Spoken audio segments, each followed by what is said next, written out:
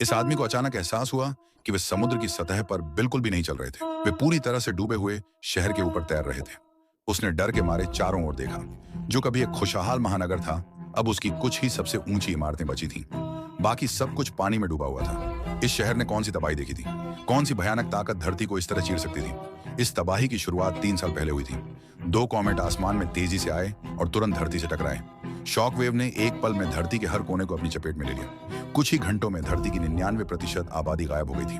3 साल बाद भी धरती अपनी जान वापस नहीं पा सकी थी। अनगिनत कॉमेट के टुकड़े धरती का चक्कर लगाते रहे। वे टिक टिक करते टाइम बम की तरह थे, जो किसी भी पल धरती से टकराने के लिए तैयार थे। इंसानों ने अपने घर फिर से बनाने की कोशिश की, लेकिन इस तबाही के सामने वे चींटियों की तरह थे। हर जगह मौजूद रेडिएशन एक बड़े को तुरंत मार सकता था। लेकिन अजीब बात है, कुछ जगहें हरी भरी थीं, जैसे कि आपदा कभी हुई ही ना हो। उस शुद्ध जमीन को ढूंढना सभी बचे हुए लोगों की उम्मीद बन गया था। जैक और उसका परिवार मुश्किल से एक शेल्टर में अपना गुजारा कर रहे थे, लेकिन बाहर का माहौल तेजी से खराब हो रहा था। ज्वालामुखी कभी भी फट सकता था। शेल्टर में मौजूद लोगों को साफ पता था कि यह जगह ज्यादा देर तक नहीं टिकेगी। उन्हें बाहर निकलने का कोई रास्ता खोजना था। जैक ने एक प्रोटेक्टिव सूट पहना और फिर से बाहर निकल गया। वो बीच पार करके एक किनारे पर पहुंचा। जैक ने उत्साह से अपने साथियों को रेडियो पर बताया कि बीच पर कई लाइफ बोट हैं और थोड़ी दूर एक डिस्ट्रॉयर है। जैक जहाज के नीचे से रेंग कर अंदर गया, लेकिन पूरे जहाज को खोजने के बाद भी उसे कोई सामान नहीं मिला। जैसे ही जैक निकलने वाला था, उसे एक किताब के अंदर दबा हुआ एक फूल मिला।